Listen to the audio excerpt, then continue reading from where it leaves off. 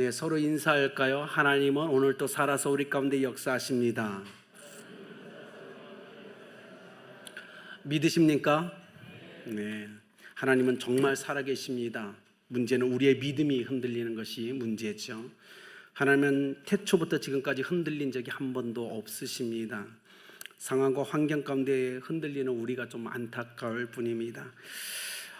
이번 8월 한 달 동안 여러분과 함께 나누고 싶은 주제는 선교입니다. 8월 30일 날 저희가 선교사 파송 예배로 하나님께 나가기 때문입니다. 그래서 오늘 사도행전 13장 1절에 3절 따로 세워 보내라는 메시지를 시작으로 한 달간 선교에 대해서만 여러분과 나누고 싶습니다. 저는 23년간 선교사 출신이었어요. 선교라는 단어만 들어도 지금 아직은 가슴이 설렙니다. 그래서 이 선교에 대한 설교는 정말 제가 아주 편하게 뭐 성경을 연구하고 해석해서 그게 아니고 그냥 아주 편하게 여러분과 좀 나누고 싶은 주제 중에 하나입니다. 말씀드렸다시피 저는 삼면이 바다인 충남 보령 깡촌에서 태어났습니다.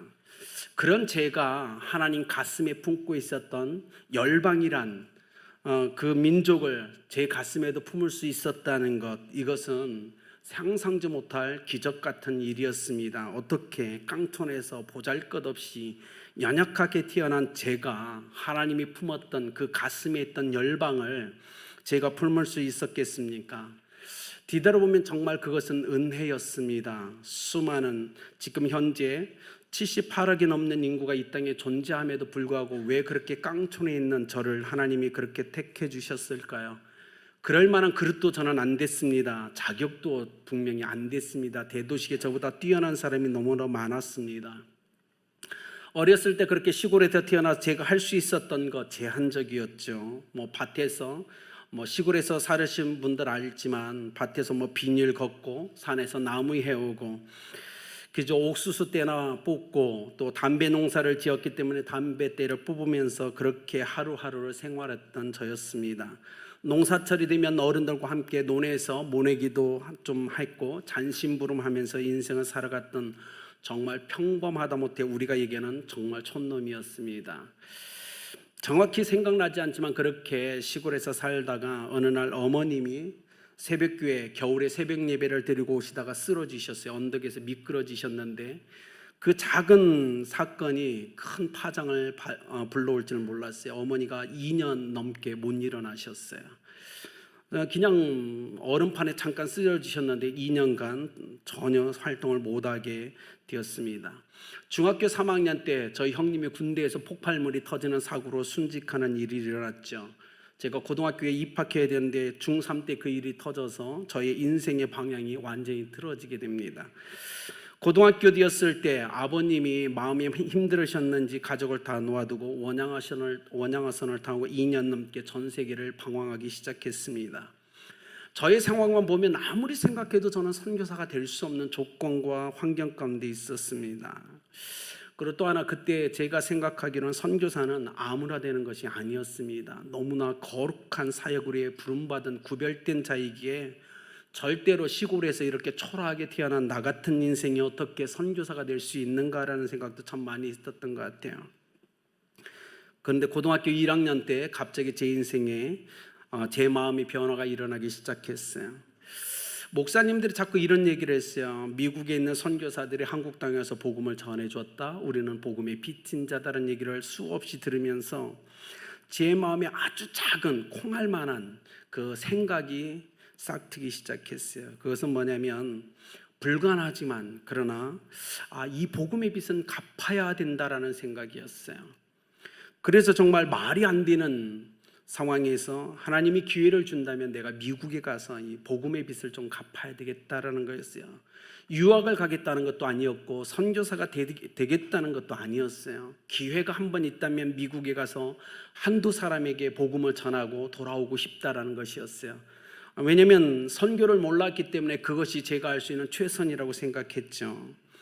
이 작은 아주 콩알만한 요 생각을 하나님은 키우시기 시작하셨어요. 그리고 어느 날 충남 보령의 삼면이 바다에 있는 아주 작은 시골 교회 깡촌 교회를 통해서 저를 선교주로 인도해 주셨습니다. 놀라운 일이었죠. 당시 제가 나중에 알게 된 건 그 담임 목사님이 선교를 위해 기도하고 계셨다는 거였어요.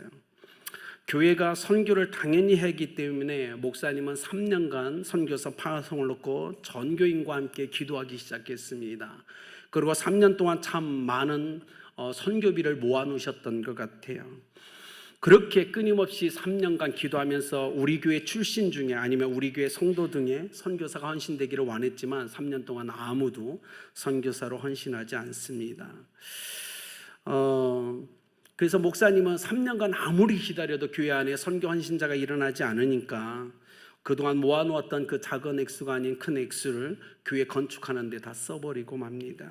근데 그 돈을 건축하는 데 다 써버린 후에 제가 그 교회를 가게 된 거예요. 성령께서 싹트게 하신 그 생각을 가지고 목사님을 찾아뵀습니다. 그리고 말씀을 드렸죠. 하나님이 저를 선교사로 부르셨습니다. 선교사로 가라고 말씀하십니다. 그 말을 듣고 목사님이 엄청 회개를 하셨어요. 선교를 놓고 3년이나 기도하면서 그렇게 많은 돈을 모아놓고도 그 인내하지 못해서 건축원금으로 다 써버린 그 상황, 그것을 참 많이 회개하셨어요. 그러면서 다시 시작하셨습니다. 우리가 우리 출신 우리의 아들이 선교지로 간다고 하니 우리 다시 기도하자. 그리고 다시 헌금을 하자. 그리고 하나님은 그 교회를 통해서 저에게 안수했고 선교사로 파송했습니다. 그런 후에 저는 참 행복한 시간들을 정말 오늘 찬양처럼 너무나 행복한 시간을 보내게 되었어요. 왜냐하면 저를 파송해 놓고 그 교회가요 단 한 번도 이 대예배 시간에 대표 기도하는 분들이 한 번도 저를 놓친 적이 없다는 겁니다. 모든 예배 시간마다 담임 목사님에 대한 기도는 빠뜨렸을지라도 선교사님인 저에 대한 기도를 단 한 번도 빠뜨리지 않습니다. 그 간절함은 어디서 왔을까요? 교회의 역사, 수십 년의 역사 속에 단 한 사람, 그 한 명의 선교사를 보내고 싶다는 간절함이 바로 그들의 기도가 된 것 같습니다. 담임 목사님이 제가 선교 사역하는 동안 3번이나 그 교회는 바뀌었고 3분의 목사님이 선교지에 와서 저를 만났습니다. 그때마다 이렇게 얘기했어요. 저는 우리 교회 성도들한테 참 서운합니다. 그 얘기하셨어요. 왜요? 그랬더니 대예배 때 왜 담임 목사에 대한 기도는 빠뜨리면서 선교사님에 대한 기도는 한 번도 빠뜨리지 않는지 서운하다고 그랬어요. 어느 순간 저한테 위기감이 다가오는 것 같아서 저러다 선교 잘리는 거 아니야? 그렇지만 너무 감사했어요. 전교인이 23년간 제가 한국 땅에 돌아올 때까지 단 한 번도 새벽 예배부터 시작해서 저를 위해서 기도하는 걸 멈추지 않았다는 것, 이것은 놀라운 은혜였습니다. 한국에 잠시 들어오면 성도님들은 더 섬기지 못해서 죄송하다고 울먹이면서 저희들에게 큰 감동을 남겨주었습니다. 어떤 성도님은 돈은 없지만 그러나 선교사님 평생의 선교 사역에 제가 힘이 되고 싶어서 평생 고추 농사를 지겠다고, 그리고 평생 선교사님 삶에 고춧가루는 떨어지지 않게 하겠다고, 저희가 이 땅에 돌아온 날까지 평생 고추 농사를 둬서 조금이 아니고 40kg씩 매년 저희들을 위해 헌신해 주셨어요. 여러분, 또 교회가 참 멋져서 시골의 깡촌교회, 선교를 도저히 알지도 못하는 교회임에도 불구하고 하나밖에 남지 않은 아들 하나님이 사역자로 부르셨으니 교회가 효도하지 못하는 부분을 교회가 섬겨주자고, 제가 선교지에 있는 동안 1년에 2번 큰 명절이 다가오면 교회가 소고기, 돼지고기, 닭고기, 과일, 또 음료수를 들고 저희 부모님을 찾아뵙습니다. 23년간이나 끊이지 않고 제가 해야 된 아들로서 마땅히 해야 될 그 효도를 교회가 대신해 주었습니다. 그래서 그 작은 교회지만 그 교회를 생각할 때마다 저는 감동이 있어요. 과연 이 시대에 그런 교회가 있을까요?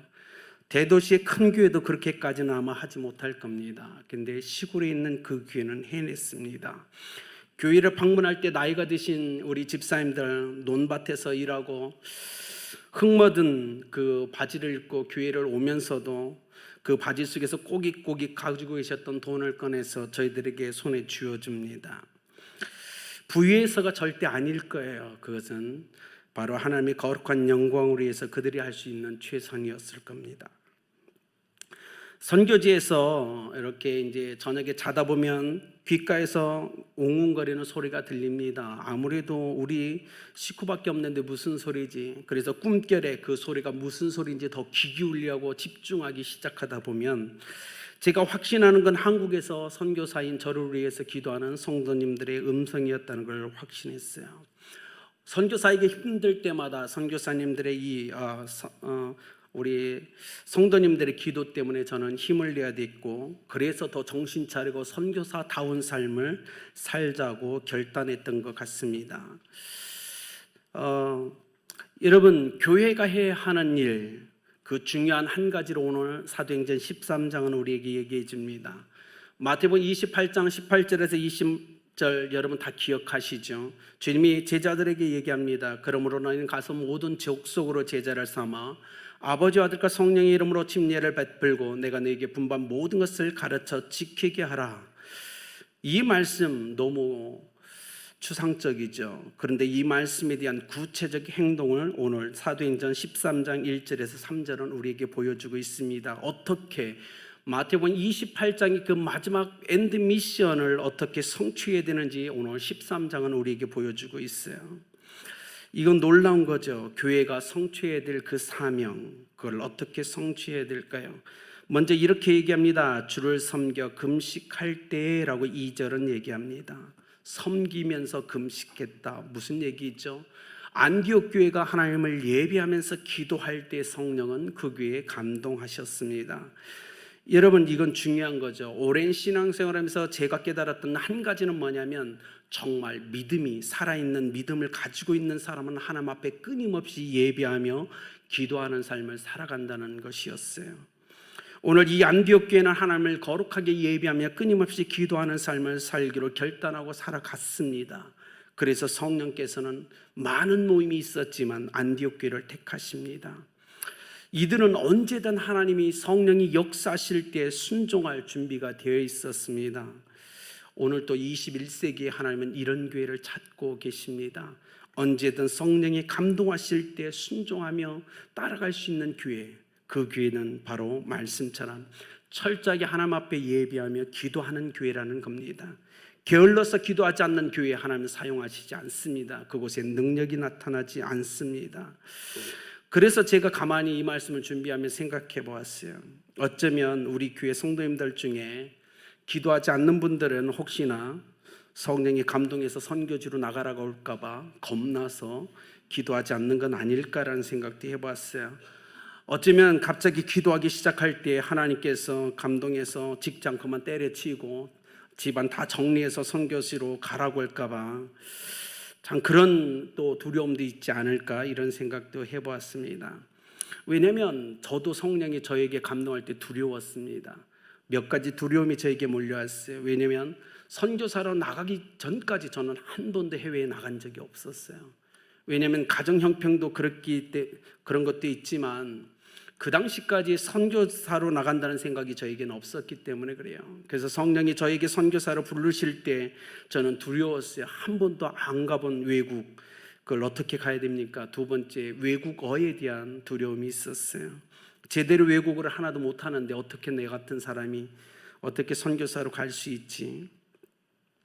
그렇게 형편없는데도 불구하고 지금 생각해 보면 저는 그때 정말 기도는 많이 했던 사람이었어요.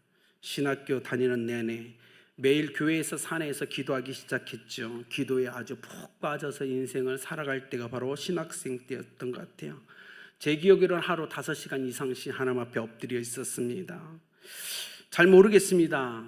그래서 하나님이 기도하는 저를 택했는지 아니면 하나님이 쓰시고자 하는 해서 그 기도 훈련을 저에게 시키셨는지 저는 잘 모르겠어요. 그러나 분명한 것은 주님은 오늘도 변함없이 기도하는 사람을 부르신다는 겁니다. 기도하지 않았는데 불렀다고 한다면 그거는 하나님의 부르심이 아닐 겁니다. 여러분, 오늘 말씀을 묵상하면서 저는 여러분께 이런 도전을 하고 싶습니다. 8월 30일 날 저희 아름다운 교회에 2명의 선교사님을 파송하게 됩니다. 기도 없이 파송할 수 있을까요? 안 될 겁니다. 우리는 기도해야 되게 선교사 파송은 선교사 개인을 파송하는 것이 아니고 교회가 교회를 파송하는 겁니다. 믿으십니까? 여러분, 저는 확신해요. 두 분의 선교사, 예비 선교사님들 아름다운 교회 다니는 동안 하나님은 분명 아름다운 교회 DNA를 그 두 분에게 심으셨습니다. 하나님이 아름다운 교회 가운데 주셨던 은사와 능력들과 생명이 이미 그 두 분 안에 있음을 저는 확실해요. 그렇기 때문에 우리는 선교사 개인을 파송하지 않습니다. 우리는 아름다운 교회를 파송합니다. 그래서 제가 기도하면서 이렇게 결정했습니다. 8월 29일, 8월 30일 주일 선교사 파송 예배 전날인 8월 29일 선교사 파송을 위한 3시간 기도회를 선포합니다. 우리가 선교사를 파송하기 전에 우리 마음을 모아서 우리가 기도합시다. 그리고 우리의 기도가 땅끝까지 이르는 것들을 한번 봅시다. 우리의 기도를 두 분 선교사님 안에 실어서 그들을 통해서 우리의 기도가 땅끝까지 가도록 한번 해봅시다. 쉬운 일은 아닐 겁니다. 그러나 이 도전은 우리가 분명히 해야 됩니다. 여러분의 기도가 땅끝까지 이르길 정말 원하십니까? 그렇다면 29일 토요일 9시에서 12시에 3시간 기도회에 기쁨으로 동참해 주십시오. 그리고 가시는 두 분 선생님에게 내 기도가 당신과 함께 간다라고 선포해 주십시오. 내 마음이 당신들과 함께 간다라고 선포해 주십시오. 그러나 걱정은 좀 있어요. 저는 23년간 선교사로 살았던 사람입니다. 선교사의 삶에 대해서 누구보다 잘 알고 있습니다. 두 분의 지금 이제 파송받는 선교사님들을 보면 너무 죄송하지만 제 입장에서 보면 너무 기도가 부족하다는 겁니다. 어떻게 저렇게 기도해가지고 선교지로 갈 수 있을까라는 걱정이 솔직히 너무 많습니다. 그래서 저는 결정했습니다. 저분들을 두 분들의 부족한 기도를 성도들이 채워야 된다. 우리 교회가 저들의 기도의 부족한 분량을 채워서 저들을 보내야 된다. 저렇게 가서는 안 된다라는 확신이 저에게 있었어요. 그래서 여러분을 초대합니다. 사랑하는 성도님들, 여러분의 기도로 저들의 부족한 기도를 채워주십시오. 저렇게 가서는 많은 좌절을 맛볼 겁니다. 원하기는 성령으로 뜨겁게 달궈져서 가야 하는데 그렇지 않은 것 같아서 걱정이 됩니다. 그래서 기도합니다. 사랑하는 성도님들, 우리의 기도로 저들의 심령을 뜨겁게 달궈줍시다. 그렇게 영적으로 뜨겁게 달궈져 선교지에 도착할 수 있도록 우리가 도와야 됩니다. 그것이 교회가 해야 될 일이라는 겁니다. 두 번째로 이렇게 얘기합니다. 성령이 이르시되 내가 불러 시키는 일을 위하여 바나바와 사울을 따로 세우라고 얘기합니다. 과연 누가 이 음성을 들었을까요? 성경은 얘기하지 않습니다. 안디옥 교회에 누가 성령의 이 음성을 들었는지 성경은 기록하지 않고 있어요.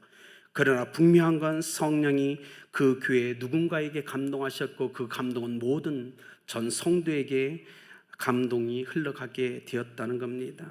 그런데 1절에 보십시오. 등장하는 교회 지도자들이 성령의 감동을 받습니다. 그리고 그 5명의 지도자들을 통해서 전 성도가 성령의 감동에 순종하고자 합니다. 여러분, 이건 놀라운 거죠. 검증이 필요했을까요? 아닙니다. 검증이 필요하지 않았어요. 왜냐하면 이미 그들은 오랜 시간 그들과 함께 때문에 충분히 검증된 사람들이었습니다. 두 번째, 1절에 보십시오. 안디옥 교회 5명의 위대한 영적 지도자들의 이름이 나옵니다. 바나바, 시몬, 루기오, 마나엔, 사울이었습니다. 성령님은 안디옥 교회의 위대한 영적 지도자인 이 5명 중에 2명을 선택하신 겁니다. 수많은 평신들이 안디옥 교회에 있었어요. 엄청난 부흥이 있었어요. 그럼에도 불구하고 하나님이 원하시는 선교사는 준비된 5명의 리더 중에 2명이었다는 겁니다. 왜 그럴까요? 왜냐하면 선교는 중요하기 때문에 그렇습니다. 왜냐하면 이건 너무나 거룩한 사역이기 때문에, 왜냐하면 준비된 자가 가야만이 일은 진행될 수 있기 때문에 선택한 것이었어요. 저는 이 말씀을 묵상하면서 이렇게 생각해 봤어요. 아름다운 교회 정말 너무 자랑스럽다. 아름다운 교회 후임 목사로 온 것이 너무나 행복하다라는 거였어요. 왜냐하면 여러분이 기도했고 평생 34년간 목회한 원로 목사님을 순회 선교사로 파송했기 때문입니다. 그것이 성경적인 것입니다. 교회의 영적 지도자가 선교사가 되어 선교지를 향하여 나가는 것, 그것은 성경적인 겁니다. 왜냐하면 충분히 영적으로 준비되어 있기 때문입니다. 가서 어떻게 전도해야 되는지, 어떻게 영혼들을 제자화해야 되는지를 정확히 알고 있기 때문에 그래요. 그러면서 제 마음에 소원이 하나 일어났어요. 제가 원하기는 만약에 하나님께서 저에게 은혜를 주셔서 이 아름다운 교회에서 무사히 은퇴할 수 있다면, 원하기는 그때 사랑하는 아름다운 교회에 부탁을 드립니다. 저 또한 순회 선교사로 파송해 주십시오. 이것이 아름다운 교회의 너무나 멋진 전통이 되기를 소망해 봅니다. 이런 교회가 이 땅에 존재할까요? 아마 많지 않을 겁니다. 아니, 어쩌면 없을 수도 있습니다. 교회에서 목회한 모든 목회자들 계대를 이어가면서 선교사로 파송한 교회가 몇 교회나 있겠습니까? 저는 우리 아름다운 교회의 아름다운 전통 하나를 세우고자 합니다. 사랑하는 여러분, 기도해 주십시오. 아름다운 교회에서 그 다음에 또 어떤 목회자가 와서 목회할지 모르지만, 이곳에서 목회한 모든 목회자는 은퇴한 후에 연약하게 인생을 보내는 시간을 보내는 것이 아니라, 이 교회 목회했던 모든 목회자는 필시 선교사로 선교 현장에서 제자 삼는 일에 쓰임받을 수 있도록 여러분 기도해 주십시오. 그것이 이 땅의 모든 교회의 멋진 모델이 될 겁니다. 이렇게 안디옥 교회처럼 멋진 전통을 가진 아름다운 교회가 됐으면이라는 꿈을 꾸어봅니다. 처음 두 분이 저를 찾아오셔서 선교사로 가겠다고 할 때 저에겐 걱정이 있었습니다. 과연 주님이 저 둘을 택하셨을까? 하나님이 정말 부른 게 맞을까라는 그 고민을 좀 많이 했습니다. 그러다가 이렇게 했어요. 만약에 내가 저 두 분을 거절한다면 혹시나 성령이 부르신 그 일을 방해하는 건 아닐까? 성령이 역사하는 걸 가로막는 건 아닐까라는 겁이 났습니다. 그래서 기도하면서 우선 두 분의 평신도 집사님을 단기 선교사로 보내기로 결정했습니다. 2년 동안 하나님이 저들에게 어떤 역사를 이루는지, 저들이 하나님의 어떤 음성을 듣는지 저는 보고 싶습니다. 아름다운 교회는 그걸 확인해야 됩니다. 그래도 늦지 않습니다. 그 후에 우리가 확신이 있다면 두 분을 평생의 선교사로 다시 보내는 걸 결정하고 싶습니다. 여기 이렇게 얘기합니다. 금식하며 기도하고 두 사람에게 안수하여 보내니라 라고 얘기합니다. 여러분, 우리 아름다운 교회는 성령의 역사에 순종할 겁니다. 그래서 여러분에게 몇 가지 미션을 드리고자 합니다. 8월 9일부터 28일까지 20일간 전교인 하루 한 끼 금식 릴레이를 선포합니다. 우리는 안디옥 교회처럼 기도하고 금식하면서 선교사를 보내야 됩니다. 제가 20일 동안 하루에서 한 끼를 금식하기를 원하는 건 모든 성도가 동참하길 원하는 마음 때문입니다. 한 끼를 금식할 때 그러지 못하는 성도님들이 있기 때문에 여러분, 하루 중에 한 끼만 하나님 앞에 금식합시다. 모든 성도가 그렇게 우리 두 분 선교사님들을 보내기 위해서 마음을 먹는 준비를 먼저 했으면 좋겠습니다. 청년과 장년들 모두 다 동참했으면 좋겠습니다. 물론 여러분 자녀 중에 아동처 어린이네 또 중고등부 학생 중에 나도 한 끼는 선교사님이 보내는 일에 금식하며 동참하고 싶습니다라고 하면 막지는 않습니다. 그러나 청년과 장년 여러분 동참해 주십시오. 하루 한 끼 금식하며 선교사를 위해 기도하는 시간을 가집시다. 두 번째로 전교인 선교사 파송 헌금을 시작합니다. 원하기는 성령이 감동하셔서 모든 성도님들이 물질과 기도로 선교사를 파송하는 일에 하나가 되었으면 좋겠어요. 여러분, 주일학교 아동처 어린이들부터 중고등부 학생, 대학 청년들 모든 성도님들이 액수가 많고 적음을 떠나서 마음으로 그들을 보내주었으면 좋겠습니다.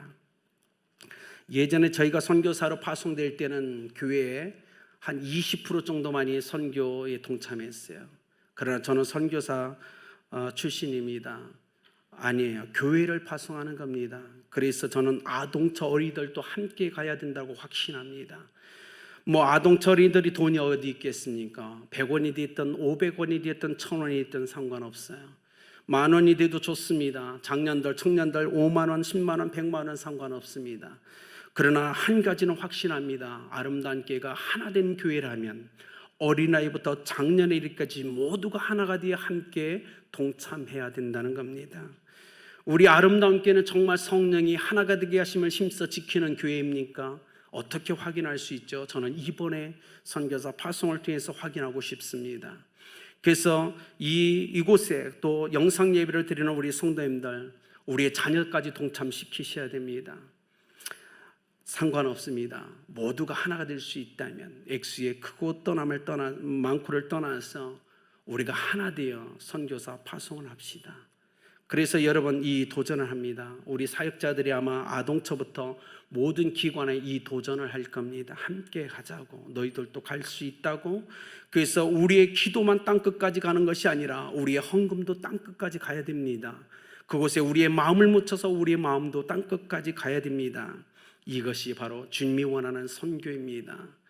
이런 교회가 많지 않습니다. 제가 알기로는 없을 거예요. 아동처부터 전 세대가 하나가 되어 모두 다 선교헌금에 동참하며 함께 기도하면서 선교사를 파송한 교회가 역사에 얼마나 된다고 여러분 생각하십니까?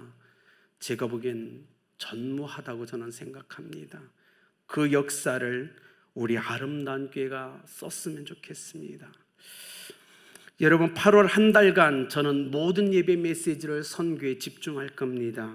그 이유는 여러분, 우리 아름답게 성도님들의 모든 생각을 선교에 집중시켜서 우리가 함께 두 분 선교사님과 선교지로 가기 원하기 때문에 그렇습니다. 8월 30일 마지막 주 예배 때 우리 주일 1, 2부는 전 세대 예배로 드립니다. 기관 예배는 없습니다.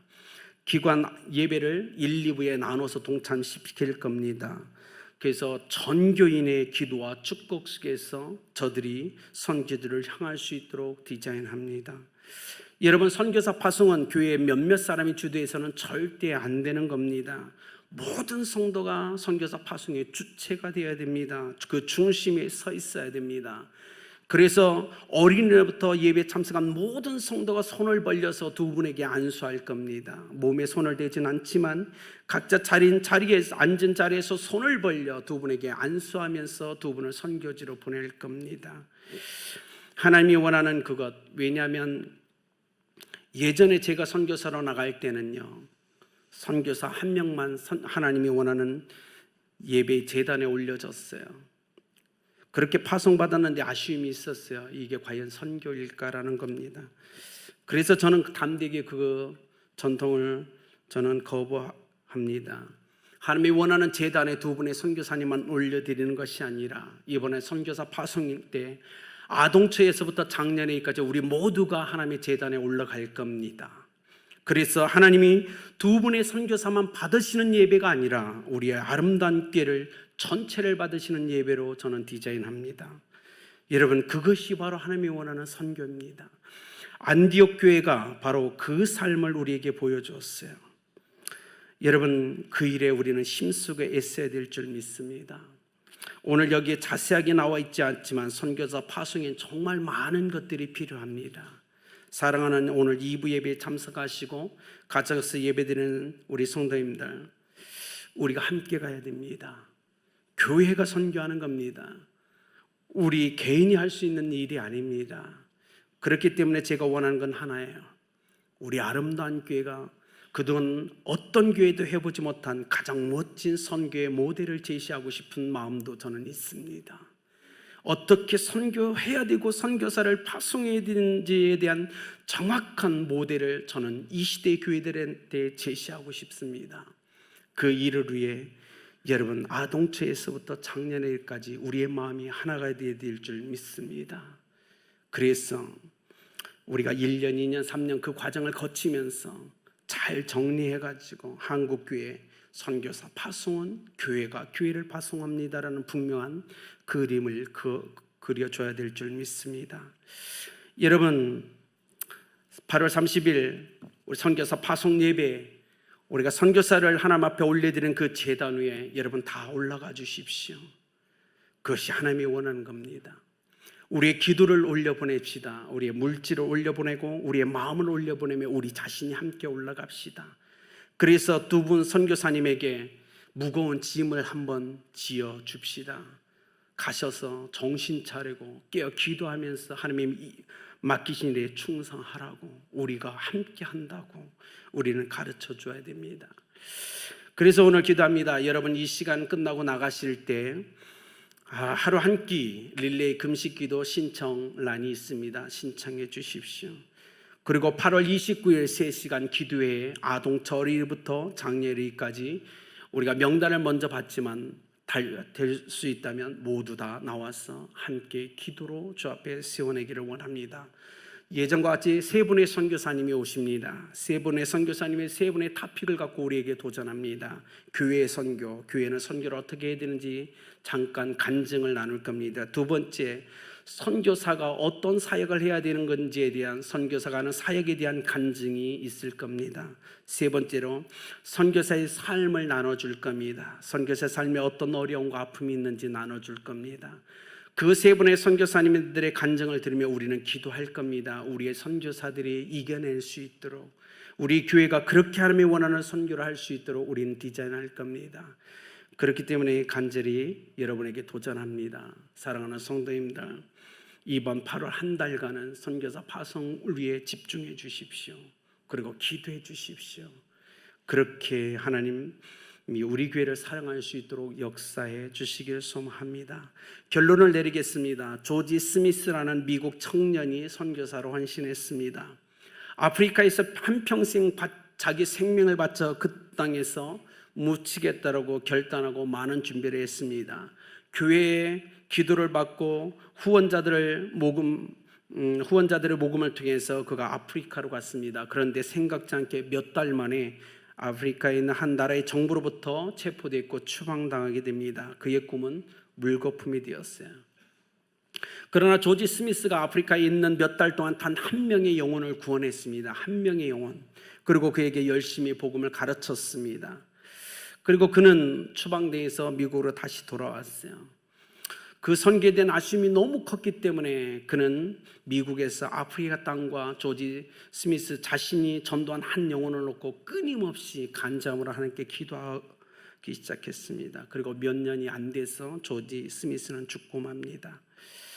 그의 친구들이 그가 전도한 그 한 아프리카 사람이 궁금해서 조사하기 시작했어요. 그리고 놀라운 사실을 알게 됩니다. 그가 전도한 단 한 명의 영혼이 아프리카 땅에 전도인이 돼서 13,000명의 영혼을 구원했다는 사실이었어요. 교회는 조지 스미스라는 한 선교사를 그 땅에 심었습니다. 짧은 시간, 근데 하나님은 위대한 일을 행하셨습니다. 우리가 두 분의 선교사님을 이번에 파송합니다. 하나님이 저들을 통해서 어떤 일을 행할지 우리는 알 수 없습니다.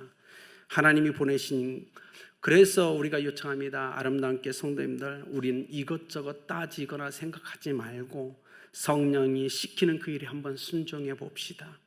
그리고 하나님이 저들을 통해서 어떻게 역사하시는지 한번 우리가 경험해 봅시다. 이 일을 위해 여러분에게 도전합니다. 전 세대 하루 한 끼 금식에 동참해 주십시오.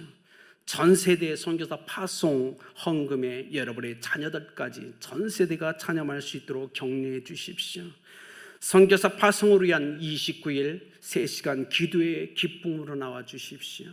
그래서 이 자리가 꽉 차도록 불편하지만 그러나 앉아서 성령의 지키심을 경험하면서 멋지게 선교사들을 하나님의 손에 올려드리는 시간을 보내길 예수님의 이름으로 축복합니다.